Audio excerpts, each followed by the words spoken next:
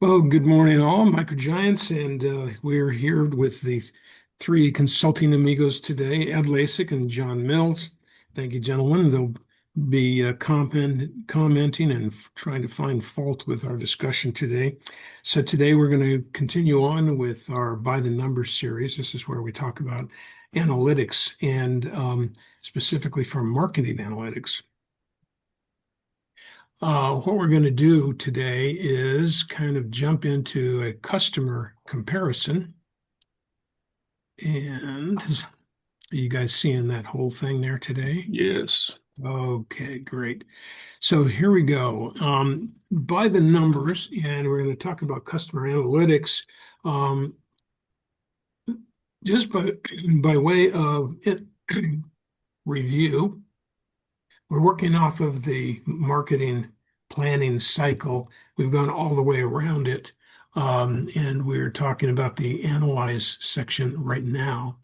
And we started that off last week. So at this point, we're going to jump into analytics. And specifically, we're going to talk about customer analytics. We're going to focus on two of them with a couple of little twists today.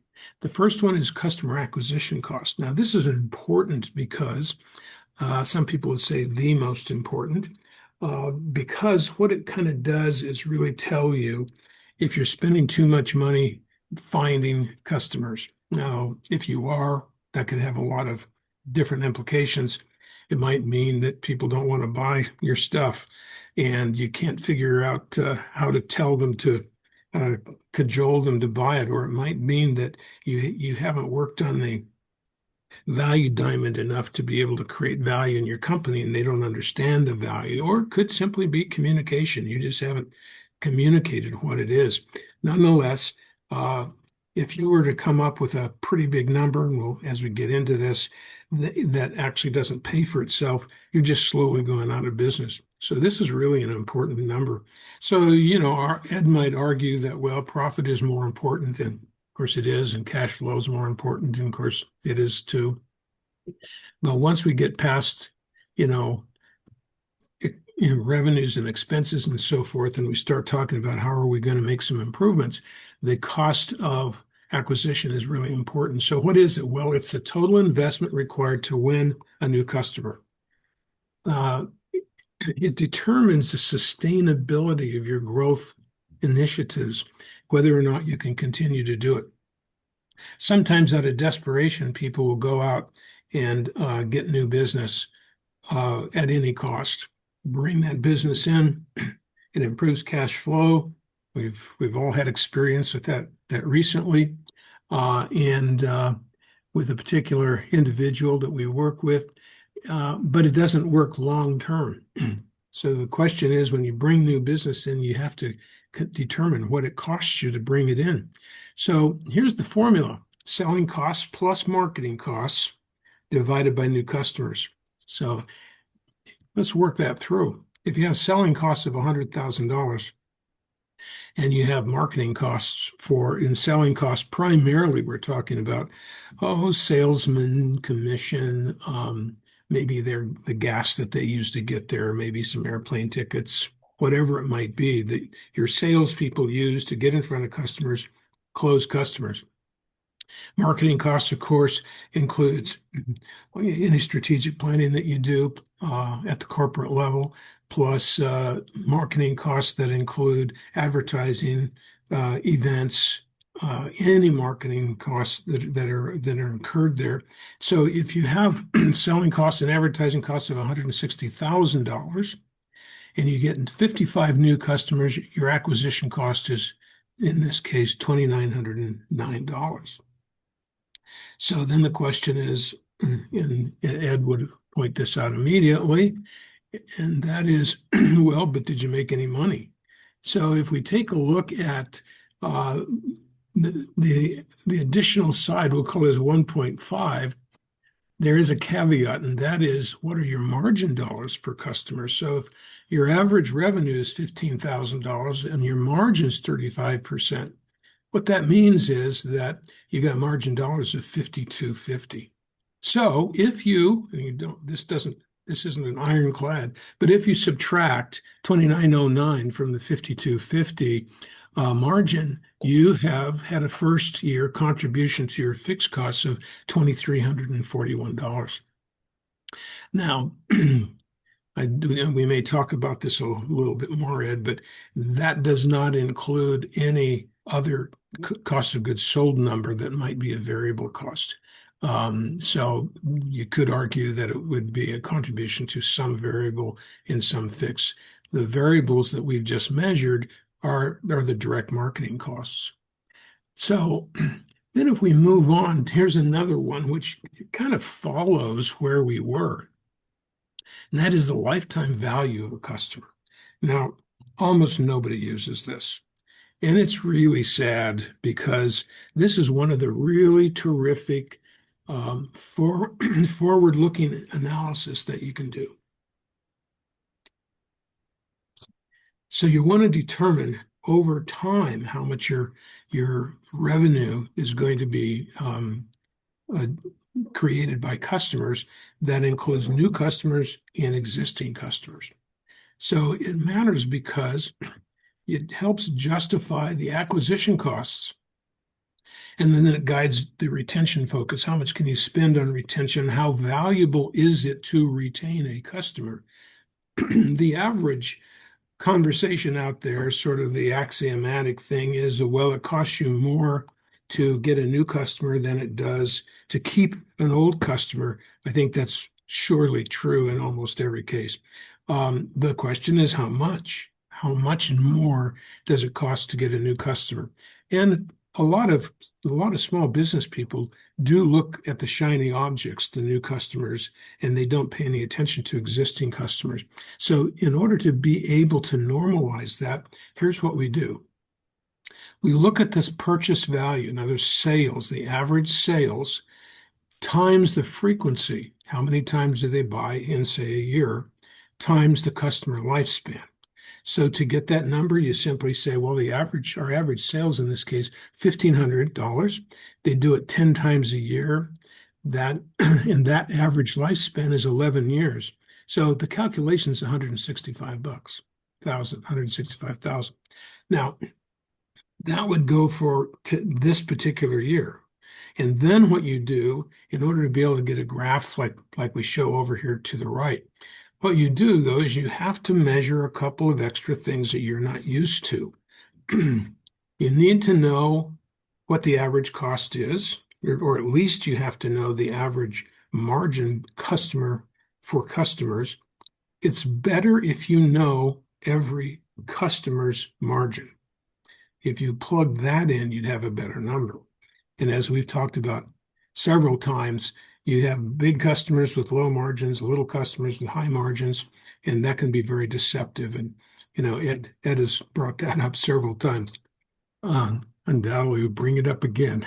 And so then the question is you have to be able to make sure that you've got a start date and a finish date, or, you lost the client. When did you get him? When did you lose him?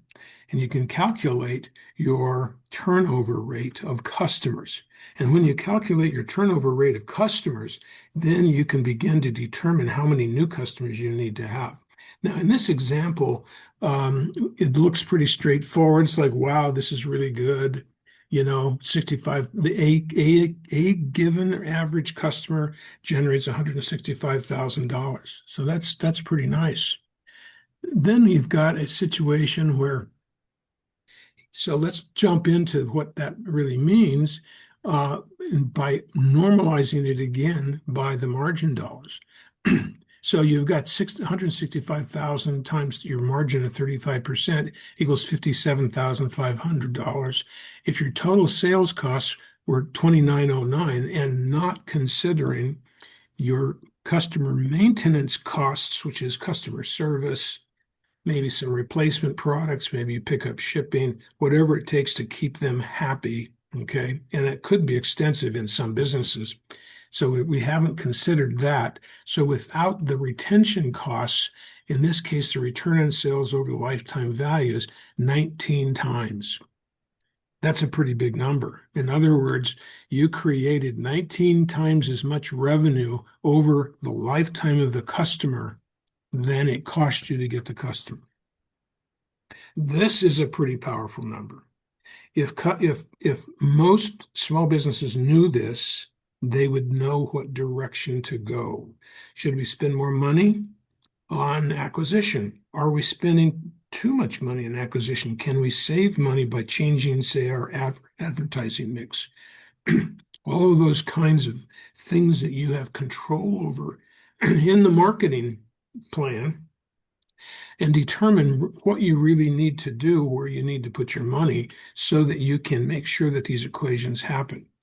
Now, it doesn't always work this way.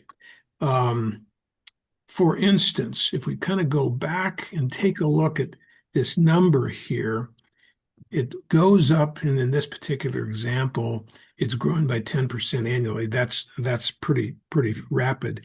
But you can also have a situation where you have a sudden change in the economy. So a particular client I have has a very low um, average unit cost. The average sales $22, $23. That happens on a weekly basis. So you calculate that happens about 48 to 50 times a year. So you can go through the whole step.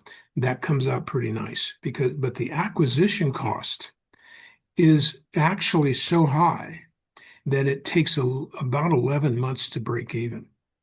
In other words, if you bring in $100, they spend $90 to get the $100 the first year.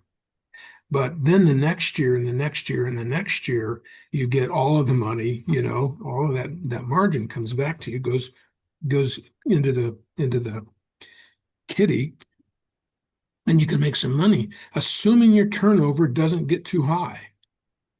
So if you had a turnover of 100% in a year, you brought as many customers in as you lost, you would end up with negative numbers. In this particular case, if you lost 90% of your customers, you'd break even on your customer acquisition cost, right? And so in a case like that, you've got to make sure that you have longevity. And in this particular case, they'll bring in, say, 200 customers a month, but they'll lose 100 a month. So their net gain is 100. But their longevity is 8 to 12 years. So when you take that and you multiply that across many thousands of customers, you have that longevity really pays back very nicely, and you can tell exactly how you're going to grow. And if you want to take this one more step, you can actually plug in an estimated increased cost of your business based on inflation, and you can actually forecast in a very nice manner the kind of profit that you're likely to expect. Strangely enough, in these very close margin, small average sale kinds of businesses, obviously you have to do a lot of business in order to make it work. But once you get past that, you can make a small mistake and you can literally head into a big dip so that you're doing fine for 5 years. And then the sixth and seventh and eighth year, you begin to lose money because you haven't done something correctly. So that's kind of the idea here, gentlemen. And by the way, for viewers, please like and subscribe so that we can continue offering this, and the algorithms work better if you do that, and we can get some more viewers. So, gentlemen, two concepts. How have either of you ever done a sort of a long range value, long-term customer value calculation? I Yeah, have. yeah, Mhm. and I have too. Okay, good. You guys are both especially smart. Well, I don't know about that. It's in our business, our customers stay a long time. Yeah, And yeah. so the issue is once you've got a customer and you set up and you're servicing and running it, you really do need to know what your true cost of operation is. And sometimes we do have a couple of clients who are break even. That we don't make a lot of money off them. Mhm. However, they're philanthropically engaged, so we share their mission and passion. They're very low maintenance and hassle in terms of the way they operate within our business climate. So therefore, there's no negative to that.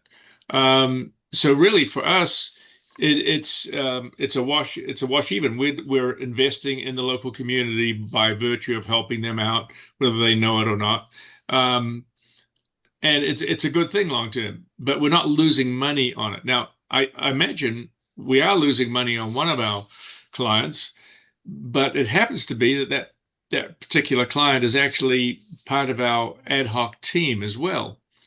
So they're not charging us for their ad hoc teamwork, and we're not charging them for the product they're consuming. So in that case, it's a bit of a barter. So I know you don't go into that, kind of a scenario, but we still have to evaluate it, and we still have to know what we're doing. Well, if you evaluate it aggregately, your cost is going to average down some of the numbers or increase your expenses for closing and lower your margins. So, I mean, it's going to come out in the wash. And assuming that you're hitting profitability that is adequate for your company, then that's fine. I guess the long-term trend would be, gosh, if people keep coming in and want to be able to do what Joe did over here, and they want to have the low cost, how many of those can you add Yeah, well, before they don't know. So, affecting your business? yeah. For some time, Red Fusion had, I think, 40 or 50 nonprofit clients that we either gave or charged very, very low money for, say, doing. Basically, the cost of operation, whatever their actual costs were, you'd charge. And no, we would actually donate in some cases because we felt like it was a good long-term marketing approach to be known by a So, certain but group of it's okay. individuals. So you took into account a return on that investment that was a soft return. You couldn't really account for it accurately, but at the same time, you estimated and you saw it as valuable. Yeah, and it was really a branding, kind of chalked it up to a branding advertising budget. And when we were new back in 1998 or 9 or 2000, it was a valuable thing to do because nobody knew anything about the internet or the services that we offered for websites. And we had to explain it. It took years to even explain it to small business people what in the heck was going on.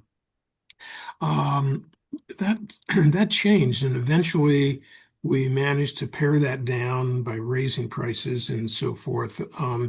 Had one of Ed's compatriots come in, and for some reason, I think it had to do with an audit on a government project we were doing, and he just went wild, and basically he says, "You guys are nuts." He was partially right. We were giving away too much stuff. And so we corrected that slowly over the next 2 or 3 years. It can be a problem if you don't make sure you keep your eye on that. And um, so, yeah. Ed, what do you think about that concept of, Well, number one is every business should really understand these numbers and how it relates to their bottom line. I'm afraid many don't, and they yeah. probably should. And you also have to understand your margins by customers, which you talked Mm. about. Well, I mentioned it, but I'm glad you're emphasizing it because really that's the ultimate step, isn't it? It really truly is. And the other thing I would like to talk about a little bit is the fixed cost, variable costs Hmm. relationship, because I, Yes. a lot of people mix that up and they throw in fixed costs in these analysis, and it detracts from the value of your analysis when you do that. You're Mhm. not really understanding how it impacts your bottom line. And the last thing is the risk part of it.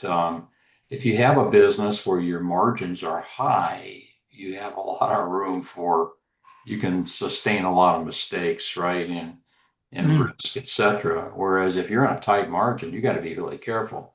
So if you're on a tight margin, to get a new customer, you could be spending a lot of money up front, and your balance sheet can't sustain that.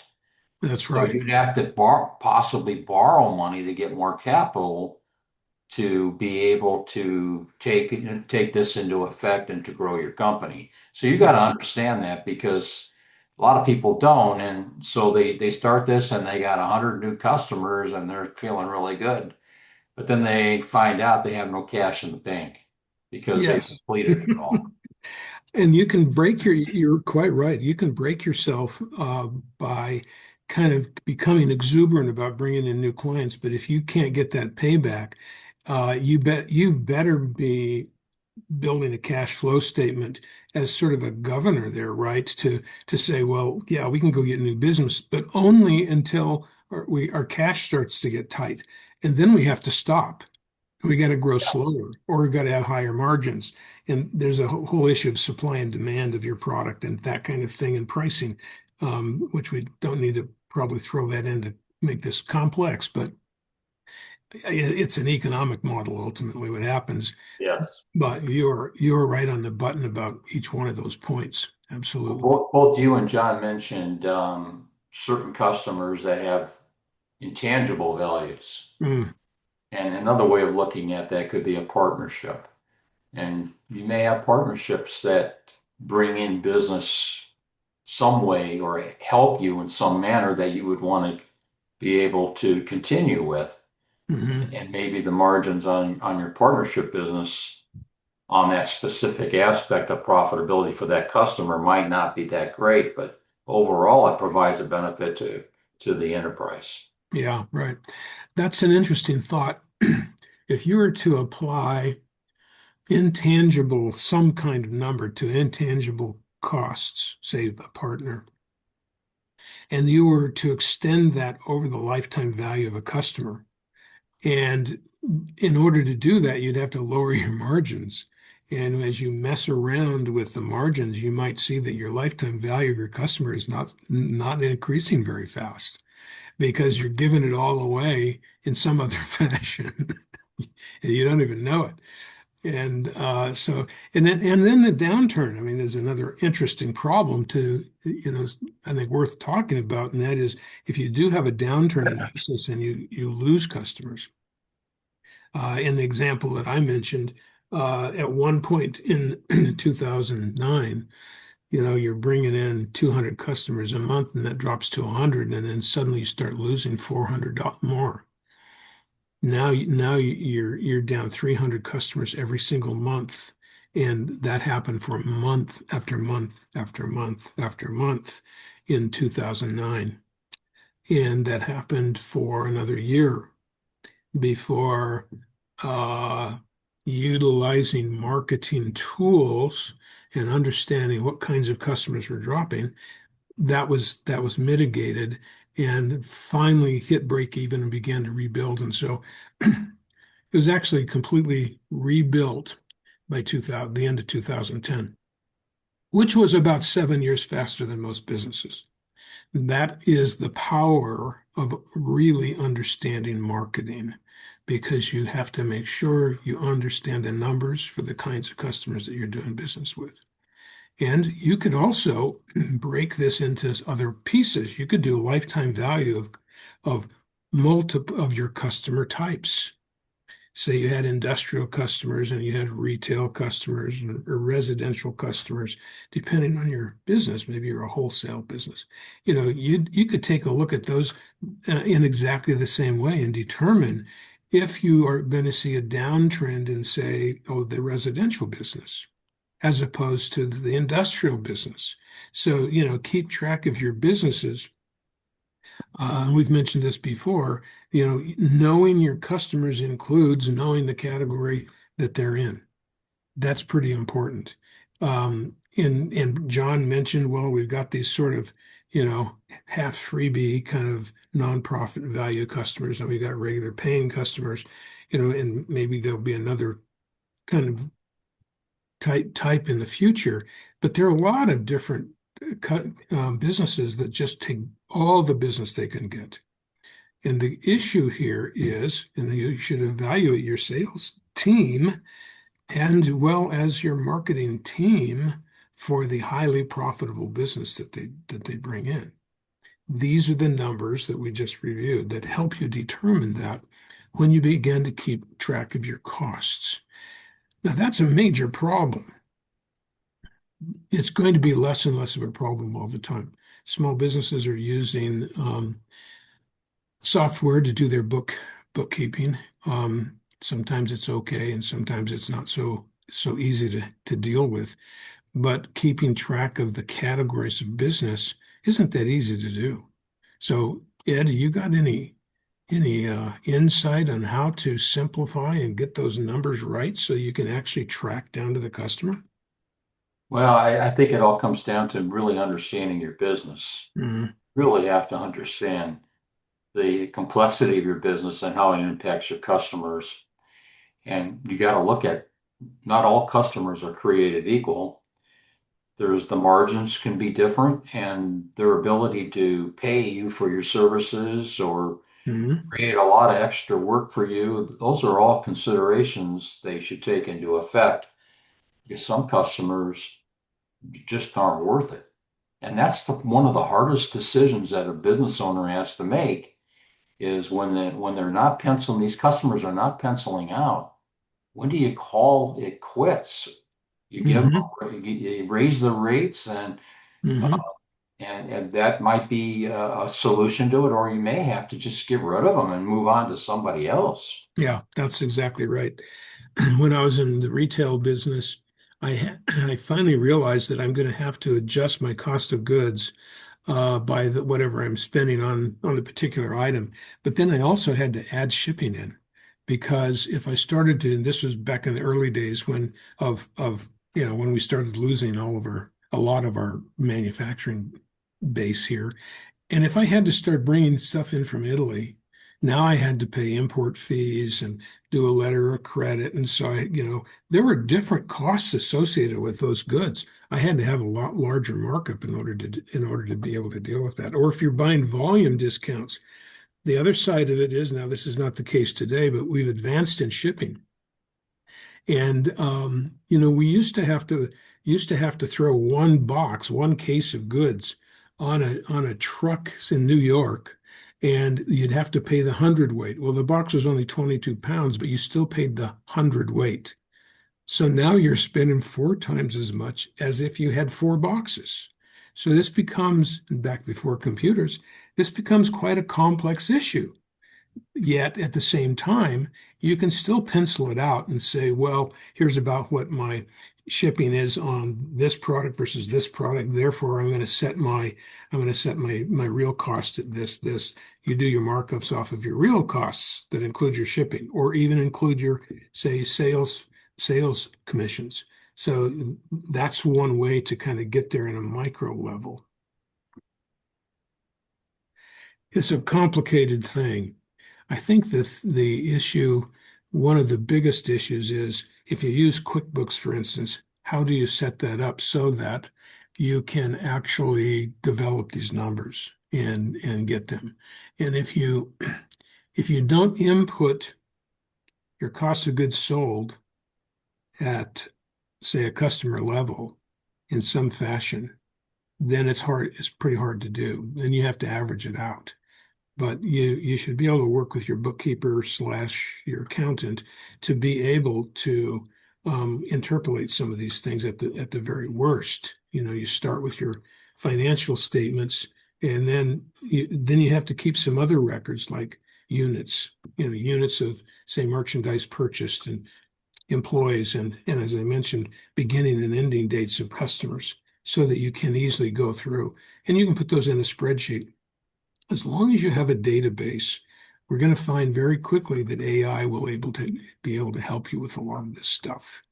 Because if you had the raw numbers, you could go to AI and you could just ask for it and tell them what formula you want, and it will calculate it for you. So that's the future. That's where we're going.